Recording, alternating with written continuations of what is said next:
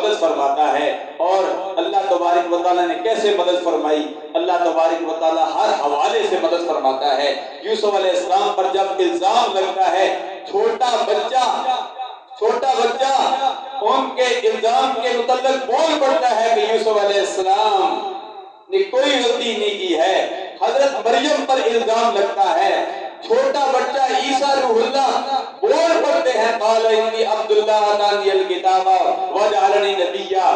سرکار عبد کرار صلی اللہ علیہ وسلم نے قرآن پڑھ کر بتایا کہ حضرت عیسیٰ روح اللہ کی والدہ محترمہ کی عصمت کا اعلان عیسیٰ نے چھوٹے بچے نے کیا، لیکن خدا کی قسم جب کفاروں نے حضرت عائشہ صدیقہ عفیفہ رضی اللہ تعالی عنہا پر الزام لگایا تو قرآن مجید میں 17 آیات مقدسہ ان کے حق میں نازل ہوئی۔